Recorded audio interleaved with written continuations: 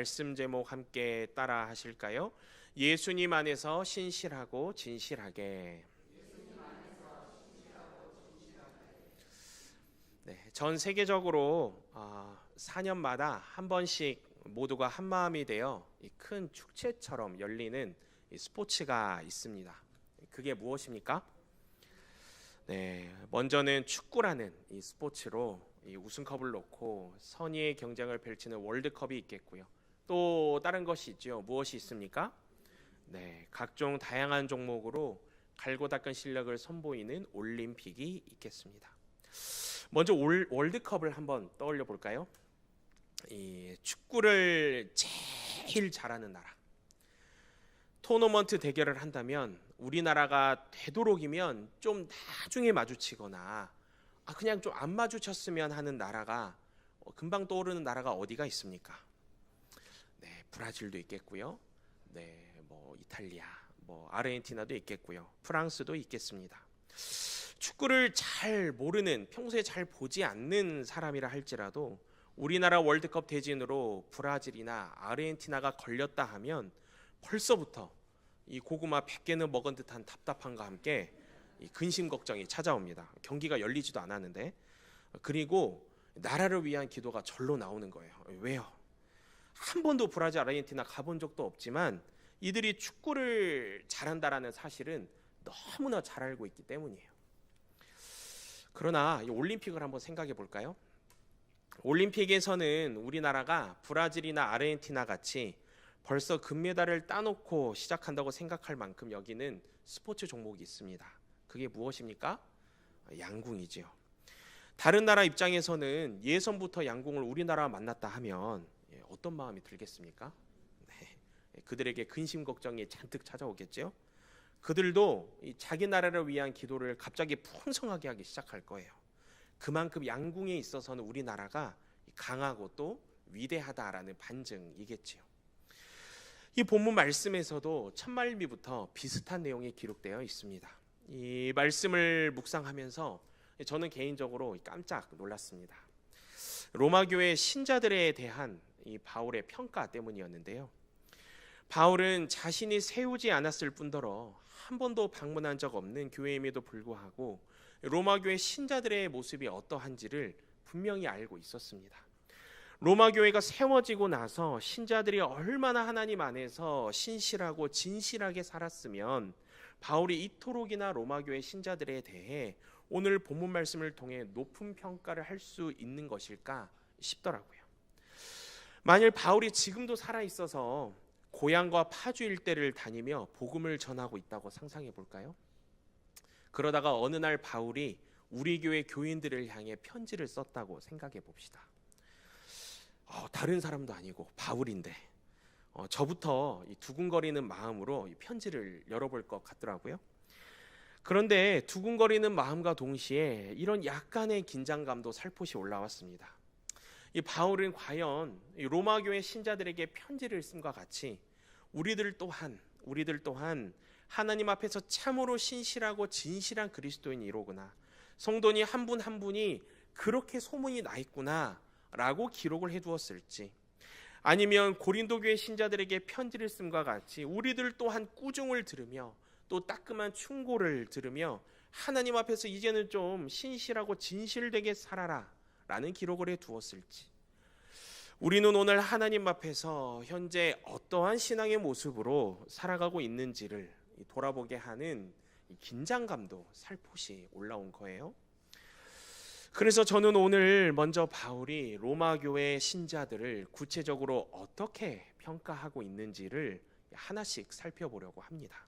그리고 이 사도라는 직분을 감당하는 바울이 우리에게 제안하는 몇 가지 이 권면을 따라 하나님을 믿는 그리스도인으로서 어떠한 생각과 어떠한 마음가짐을 가지고 살아가야 할지를 이어서 함께 나누고자 합니다. 먼저 바울은 본문 14절에서 15절까지의 말씀을 통해 로마 교회 신자들의 모습이 어떠한지를 상세히 기록하고 있습니다. 14절에서 15절까지 말씀을 화면을 보며 다시 한번 읽어볼까요? 시작.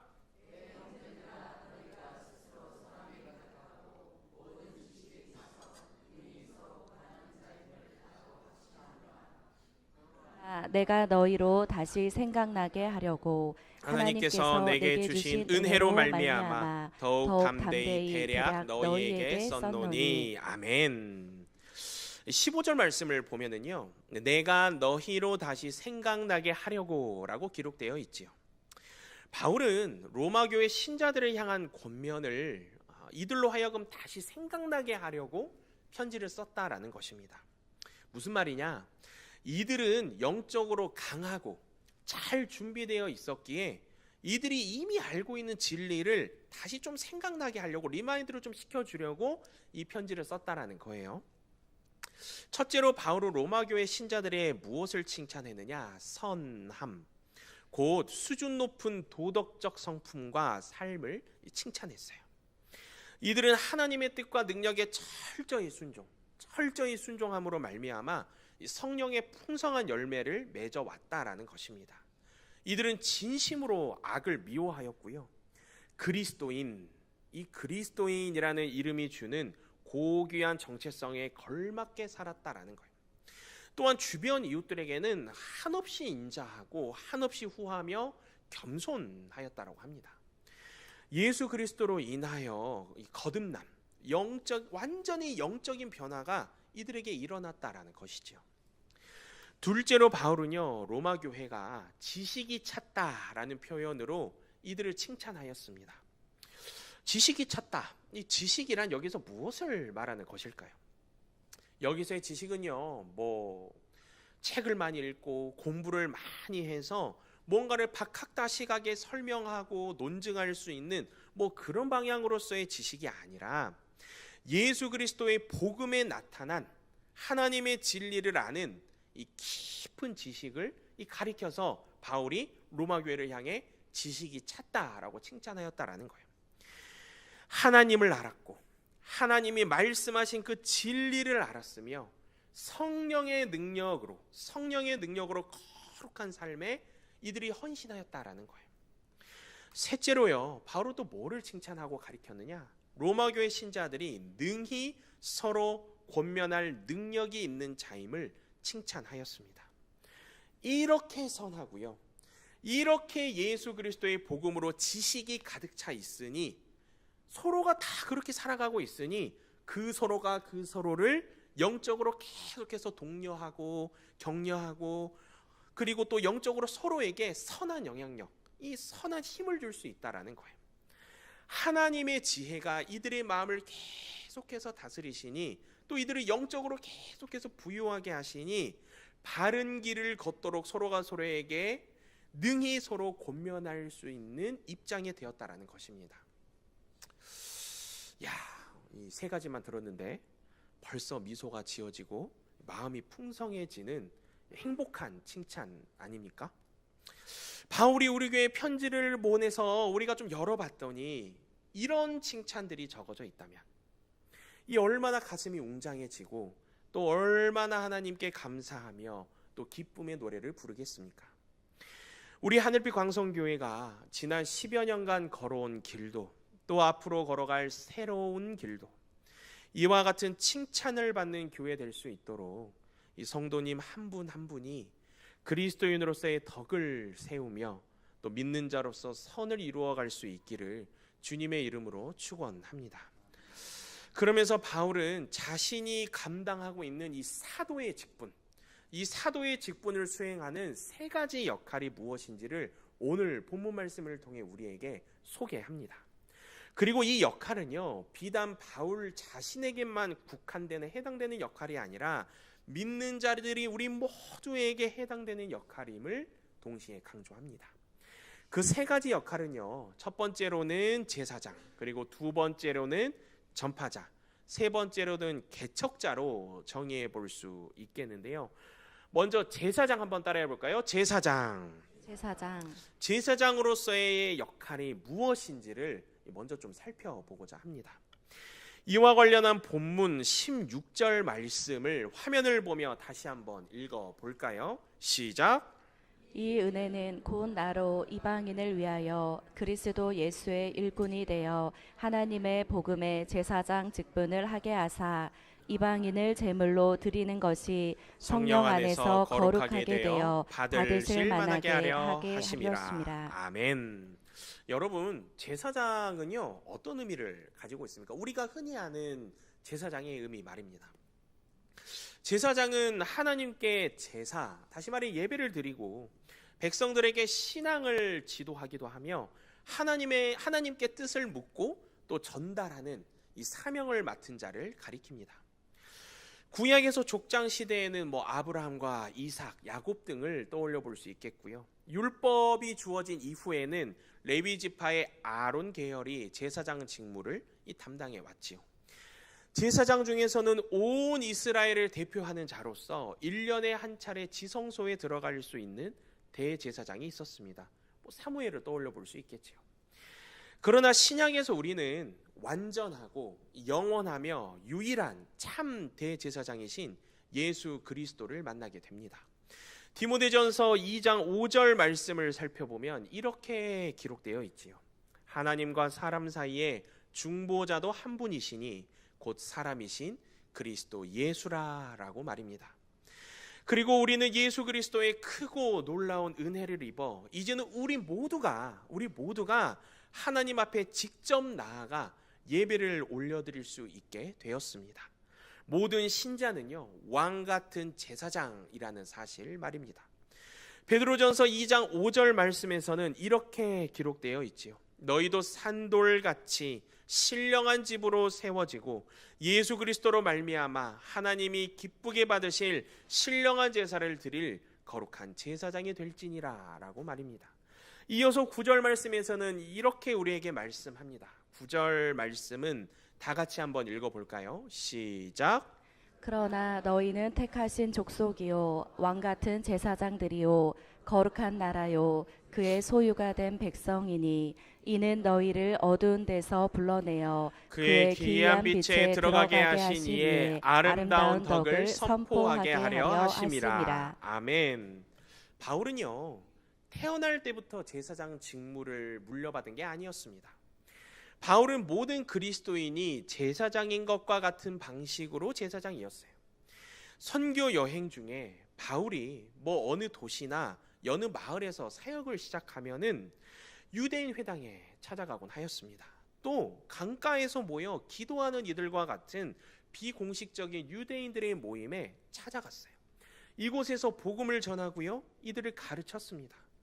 그러면 하나님은요 바울이 그렇게 복음을 전하고 가르치고 떠나면 그 공간, 그 시간에서 바울이 만난 이들 중 일부를 회심케 하셨고 이들을 예수 그리스도께로 인도해 주셨다라는 거예요.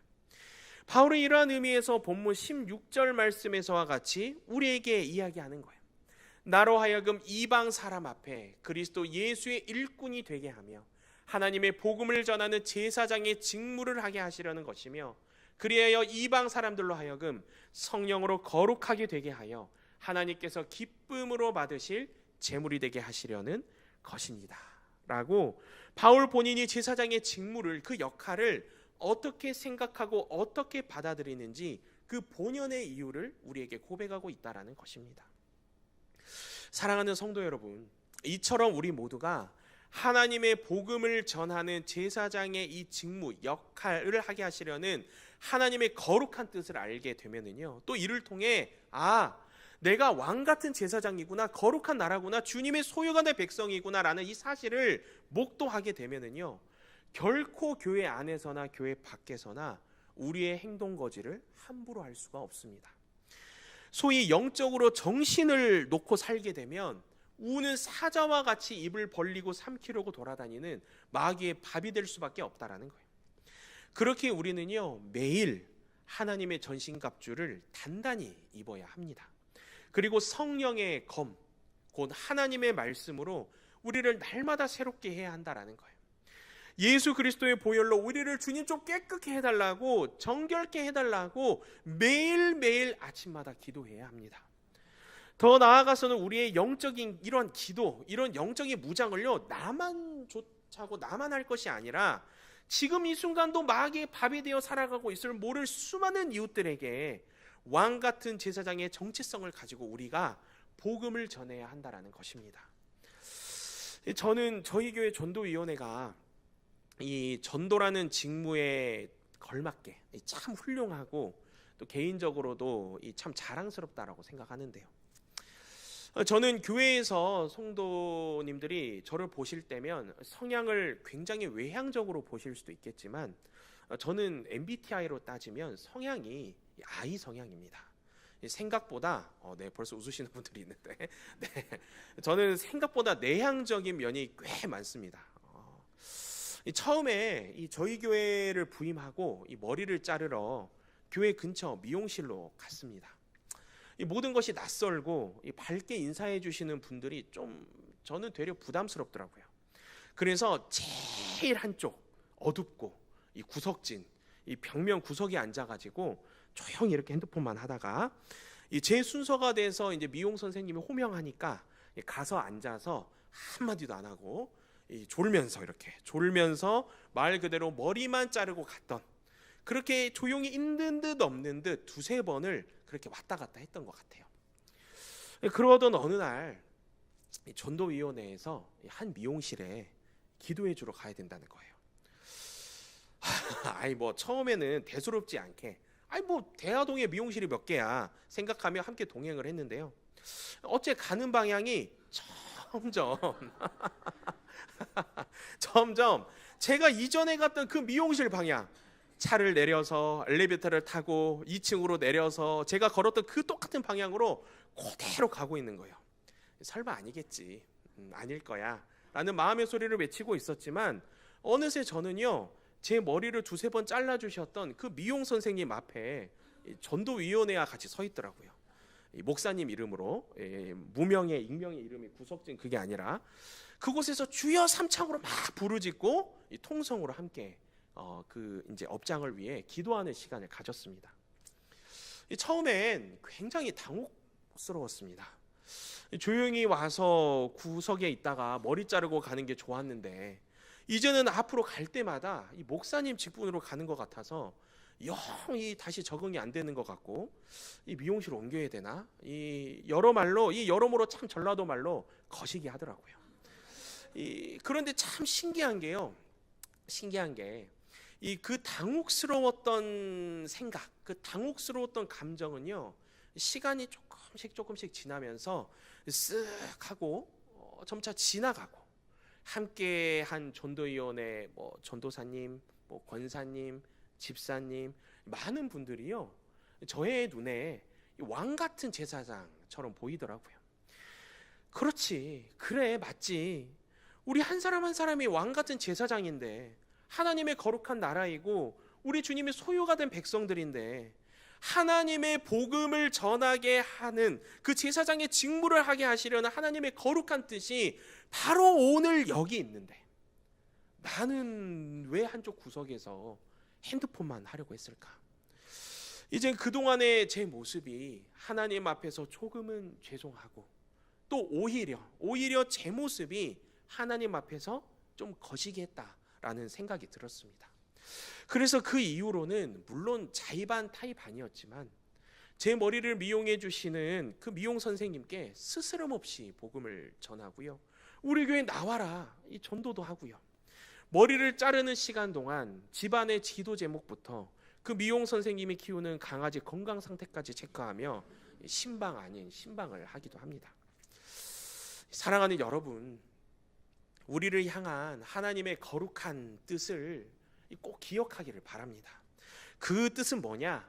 하나님의 복음을 전하는 제사장의 직무와 역할을 하게 하시려는 하나님의 뜻입니다.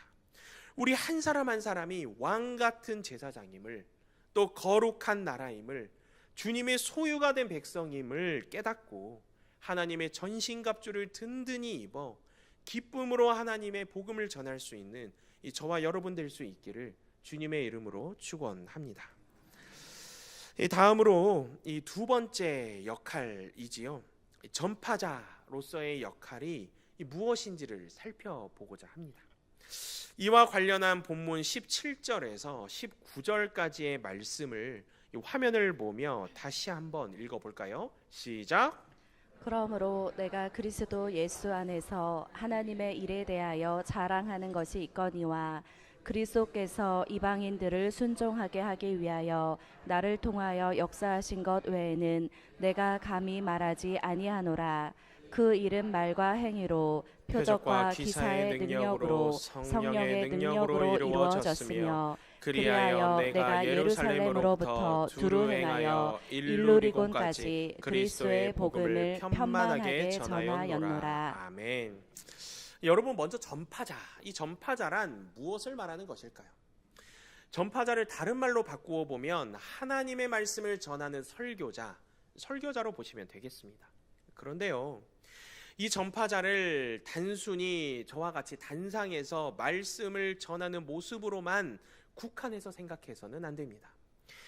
우리가 하나님의 말씀을 읽어 묵상하며 머리로 기억하고 그 기억한 말씀을 나의 모든 삶의 반경에서 만나는 모든 이들에게 전하며 또 나누는 것. 그래서 하나님의 말씀을 접하게 된 이들이 삶 속에서 변화를 경험하며 인생의 향로가 하나님을 향해 가게 되는 것. 하나님 말씀 안에서 인생의 가치관이 새롭게 정립되도록 인도하는 것. 이 모든 행위가 전파자로서의 역할이자 직무이자 모습이라는 거예요. 바울은요, 이 전파자로서의 직무를 가지고 하나님의 말씀을 계속해서 전하고 나누며 선포하도록 하나님의 사랑이 그를 강권하고 또 강권하였는데요. 고린도전서 9장 16절 말씀을 보면 바울이 이렇게 선언하지요. 내가 복음을 전할지라도 자랑할 것이 없음은 내가 부득불할 일임이라. 만일 복음을 전하지 아니하면 내게 화가 있을 것이로다. 아멘. 바울은 이처럼 자신의 전파자로서의 직무에 대해 담대하고도 겸손하게 선언하였다라는 거예요. 고린도전서의 이러한 말씀의 기록을 기억하면서 다시 한번 본문 17절에서의 바울의 고백을 보십시오. 표준 세번역에서는 이와 같이 말씀합니다. 그러므로 나는 그리스도 예수 안에서 하나님을 섬기는 일을 자랑스럽게 생각합니다. 우리 함께 읽어볼까요? 시작. 그러므로 나는 그리스도 예수 안에서 하나님을 섬기는 일을 자랑스럽게 생각합니다. 아멘, 아멘입니다. 바울이 전파자로서의 이 직무를 얼마나 자랑스럽게 생각하고 있는지 대번에 알 수 있는 고백이지요. 이어지는 본문 18절에서 19절까지 말씀에서는요, 신실한 전파자, 다시 말해 신실한 설교자로서의 직무, 그 특징을요 5가지로 나누어 우리에게 제시하고 있습니다. 먼저 바울은요, 첫 번째입니다. 바울은요, 자신에게 공을 돌리지 않았습니다.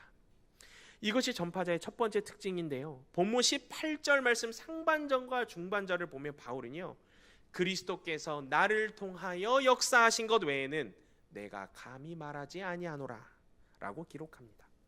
다시 말하면 바울은요, 자신이 사도로서 뭘 엄청 잘 해내고 대단히 뭘 엄청 쌓아가지고 성취해낸 것이 아니라 오직 예수 그리스도께서 자신을 통해 성취하신 것을 자랑하고 있는 거예요.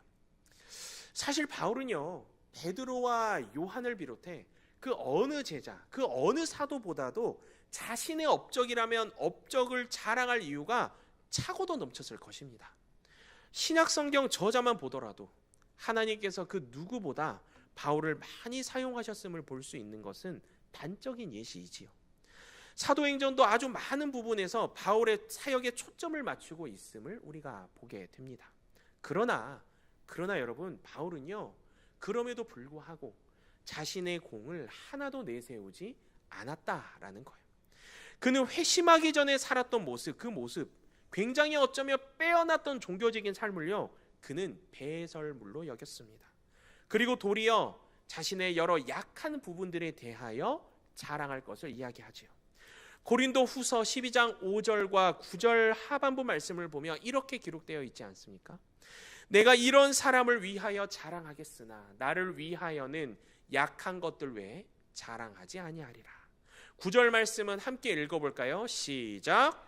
그러므로 도리어 크게 크게 기뻐함으로 나의 여러 약한 것들에 대하여 자랑하리니 이는 그리스도의 능력이 내게 머물게 하려 함이라. 아멘. 갈라디아서 6장 14절에서도 바울은 이렇게 고백합니다. 내게는 우리 주 예수 그리스도의 십자가 외에 결코 자랑할 것이 없으니 라고 말입니다. 바울은요 절대로 자신을 자랑하지 않았습니다. 예수 그리스도의 십자가를 자랑했고요, 자신처럼 자격 없는 죄인들을 구원하시는 하나님의 은혜와 하나님의 자비를 자랑했습니다. 또 자신을 통하여 자격 없는 죄인들을 구주 예수님께로 인도하시는 하나님의 능력을 자랑했다라는 거예요. 우리 또한 마찬가지입니다. 이 믿는 자들인 우리도 바울처럼 전파자의 첫 번째 특징을 늘 기억하고 이 마음에 좀 새겨야 한다라는 거예요. 조금만 둘러보아도, 우리 주변에 조금만 둘러보아도 나 하나님을 믿는다고 하면서, 나 교회 이렇게 오랫동안 다녔다라고 말하면서, 하나님 말씀에는 이렇게 쓰여 있다라고 말하면서 정작 자기 직장에서는, 또 자기 소속 어디 사회 어디 공동체에서는 뭐 조금만 잘된 일, 뭐 조금만 좋은 일 생기면 다 자신의 공으로 치부하는 사람들이 얼마나 많습니까? 아무리 자신이 수고했더라도, 아무리 열과 성을 다하여 다 자신이 대단한 업적을 쌓은 것처럼 느껴지더라도, 내가 하나님을 믿고 내가 하나님의 말씀을 내 입술로 선포하며 전파자로서의 직무가 스스로 조금이라도 느껴지는 사람이 바로 오늘날 자신이라면, 그 모든 자랑은, 또 그 모든 영광은, 그 모든 공은 하나님께로 올려드려야 한다는 것입니다. 신실한 전파자의 첫 번째 특징, 자신에게 공을 돌리지 않는다, 기억하시기를 소원합니다. 이어서 신실한 전파자의 두 번째 특징은요, 주님을 향한 순종을 강조한다라는 것입니다. 바울의 쉼없는 전파는요, 이 수많은 이방인들을 주님 앞에 순종토록 하는 결과를 가져왔습니다. 전파 안에 담긴 복음의 메시지에는요, 예수 그리스도를 구주로 믿을 뿐 아니라 그분을 주님으로 모시고 순종하라라는 말씀이 담겨 있기 때문이었죠. 그래서 바울은요, 복음을 전할 때마다 하나님의 말씀에 대한 순종, 예수 그리스도 그 놀라운 진리의 가르침에 대한 순종을 요구하고 또 요구하였습니다. 그런데요, 참 이 순종이라는 게 쉽지 않다고 말하는 분들이 많아지는 요즘입니다. 엄마는 좋은데 엄마의 잔소리는 듣기 싫다, 뭐 이런 느낌이랄까요? 저도 이전 교회에서 청소년부를 맡았던 시절을 돌아보면은요, 아이들이 그렇게 듣기 싫은 소리가 공부 좀 열심히 해라라는 소리였대요. 이런 소리를 엄마나 아빠가 하면은 갑자기 아까 전부터 나 열심히 해왔는데, 나 아까 30분 전부터 열심히 해왔는데, 그 소리를 하는 그 순간부터 해오던 공부도 급하기 싫어지고 책을 갑자기 덮어버리는 요상한 심리를 가지고 있는 것 같더라고요. 하물며 공부 좀 열심히 해라와 같은 하나님의 애정이 듬뿍 담긴 말씀이 이 성경책에 얼마나 많이 담겨 있습니까? 그래서 순종하려고 하면 부담스럽다, 그리고 어찌해야 될 바를 모르겠다 하는 분들이 종종 보이기도 하고요, 또 그런 이야기를 덜어 듣기도 하는 것 같아요. 그러나 여러분, 우리는 잊어서는 안 됩니다. 바울과 같이 믿는 자로서 우리가 전파자로서의 역할을 가지고 있음을 잊어서는 안 된다라는 거예요. 전파자의 우리를 통해 말씀을 듣고 말씀을 공유하며 말씀을 나누는 모든 이들이 그 하나님의 말씀에 순종할 수 있도록 끊임없이 하나님께로 우리가 인도하고 또 인도할 수 있어야 한다라는 것입니다. 신실한 전파자의 두 번째 특징, 주님을 향한 순종을 강조한다, 이 사실을 꼭 기억할 수 있기를 소원합니다. 이어서 신실한 전파자의 세 번째 특징은요, 개인적인 순전함입니다. 이것은 두 번째 특징과 이어지는 내용인데요, 복음을 전할 때에 방금 제가 순종을 요구함을 말씀드렸지요. 이때에 나는 순종하지 않고 나는 뭐 기분 내킬 대로 순종하는데 너는 순종을 매일 평소에 했으면 좋겠어 라고 이야기하면 그 순종을 말하는 이의 권위가 하나도 안 서지 않겠습니까? 바울은요, 먼저 그 누구보다 바울이 하나님의 말씀 앞에 철저히 순종함으로 먼저 그렇게 나아갔다라는 거예요.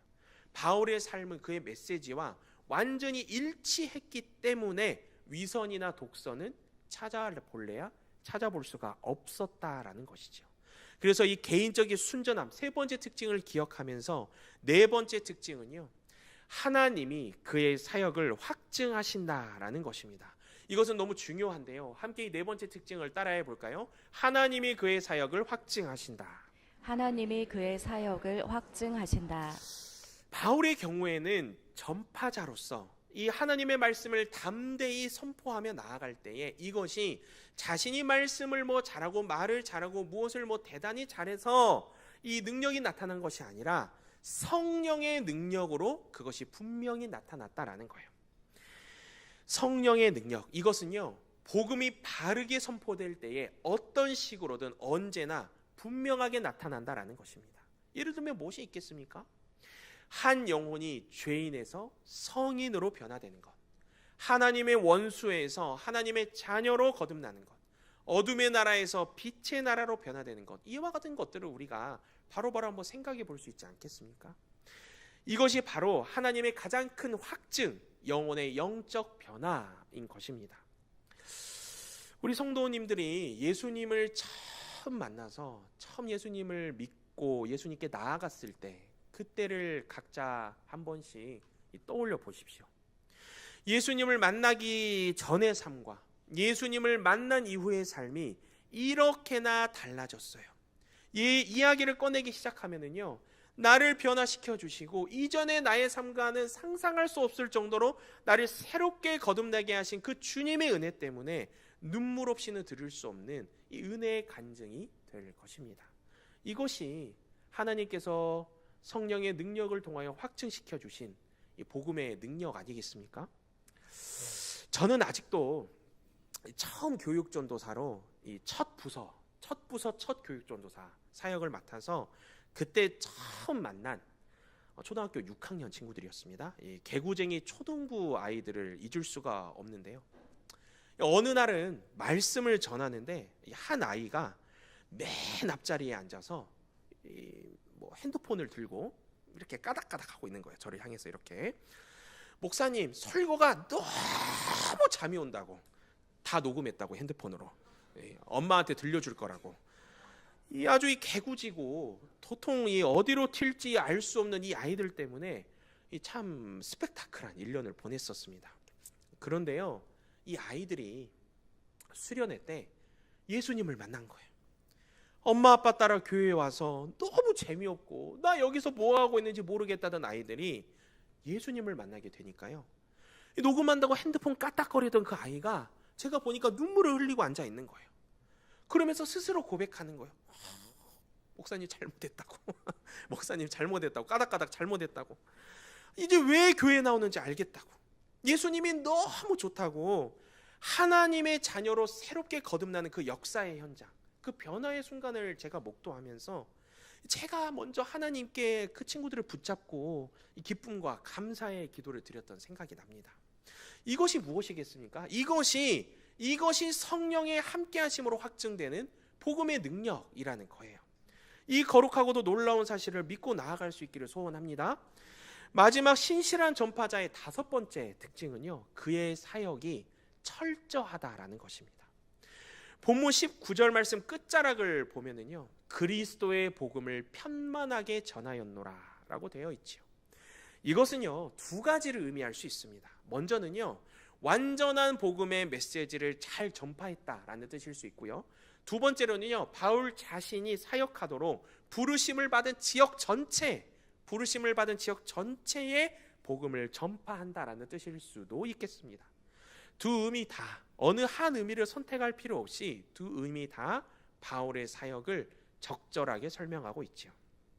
바울은요, 이렇듯 아무 것에도 굴하지 않고 이타적으로 또 담대하게 열정적으로 사역을 펼쳤습니다. 끝까지 신실하고 진실하게 흔들림 없이 하나님의 말씀을 전하며 선포했다라는 거예요.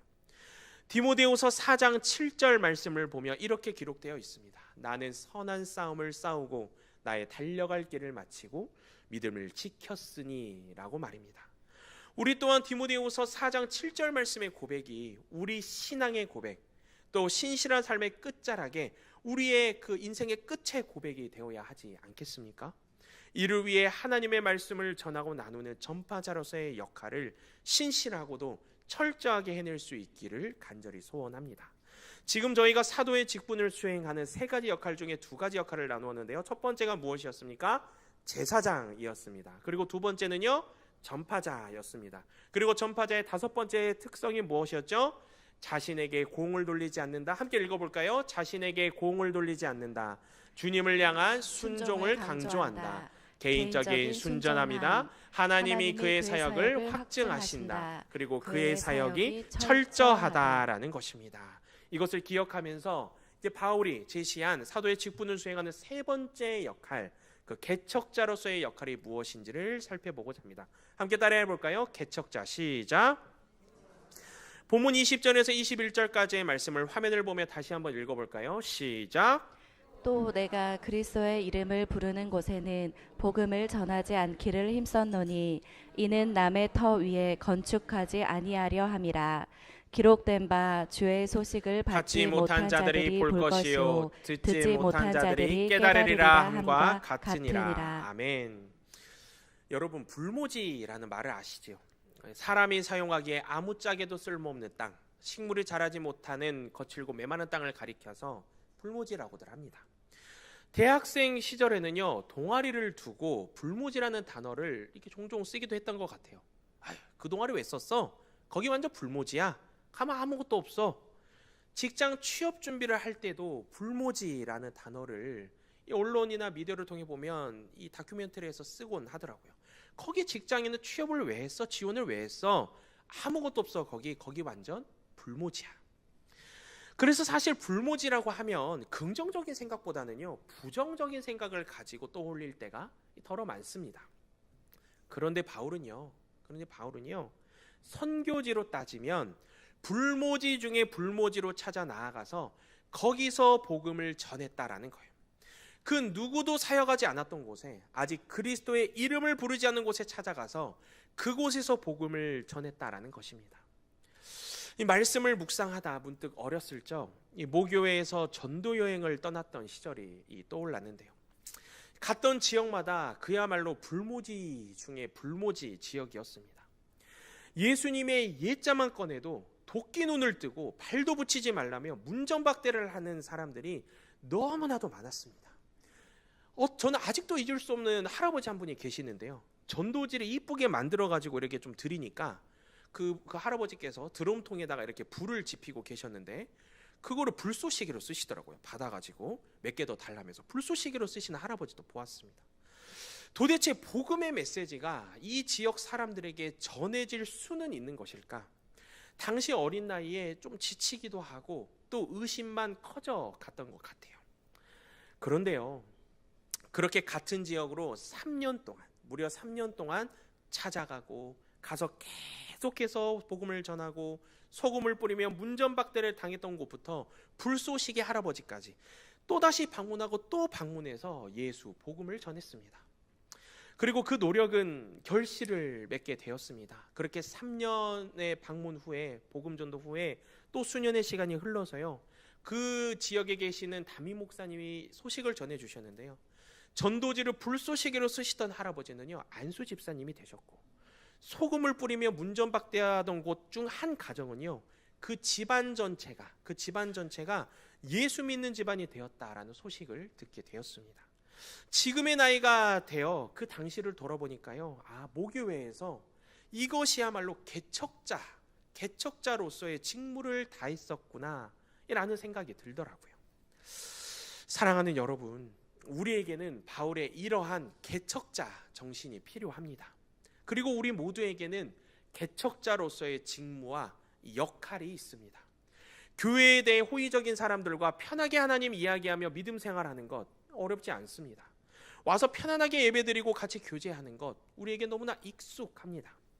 그러나 믿는 자들이 우리 모두에게 동일하게 주어진 거룩한 의무가 있다면요, 그것은 불신자들을 믿게 하여 구원받는 믿음으로 인도하는 것, 그리고 그렇게 회심한 자들을 하나님의 말씀으로 양육함으로써 하나님의 사람으로 차근차근 세워가는 것, 그것이 우리 모두에게 주어진 거룩한 의무가 될 것입니다. 복음, 온 세상의 기쁜 소식을 아직도 받지 못한 사람들, 듣지 못한 사람들은요, 예배를 마치고 나아가 보면 지금도 여느 거리 어디에나 많이 있습니다. 모든 나라, 모든 도시, 모든 마을, 모든 동네에 켜켜이 있습니다. 이들이 예수 그리스도의 품으로 돌아와 구원의 유일한 소망 속에서 살아가게 하는 것, 그렇게 될 수 있도록 영혼 구원의 거룩한 의무를 가지고 개척자로서의 직무와 역할을 다하는 것, 그것이 하나님께서 진정 기뻐하시는 모습이 될 것으로 저는 감히 확신합니다. 사랑하는 여러분, 바울뿐만 아니라 우리 모두가 그리스도인으로서 의무감을 가지고 수행해야 할 사도로서의 직분 3가지 벌써 잊지 않으셨지요? 첫 번째가 무엇이었지요? 제사장이었습니다. 두 번째가 무엇이었지요? 전파자였습니다. 세 번째가 무엇이었지요? 개척자였습니다. 우리는 그리스도인처럼 또 그리스도인답게 살아가야 하기에 이 3가지 특성을 꼭 기억하고 마음에 새김으로 로마 교회 신자들이 받았던 칭찬이 바로 우리 교회를 향한 칭찬이 될 수 있도록 날마다 주 예수 그리스도 안에서 신실하고 진실하게 하루하루를 살아내는 이 저와 여러분 될 수 있기를 주님의 이름으로 축원합니다. 이 시간 함께 찬양했으면 좋겠는데요. 이 사랑의 주님, 바울의 소개한 사도의 직분이 가진 3가지의 특징 기억하기를 원합니다. 제사장으로서, 전파자로서, 또 개척자로서 하루하루 어떠한 삶을 살아야 할지를 이 시간 우리가 마음에 새기며 하나님 앞에서 신실하게 진실하게 나아가는 우리 모두가 되기를 원합니다.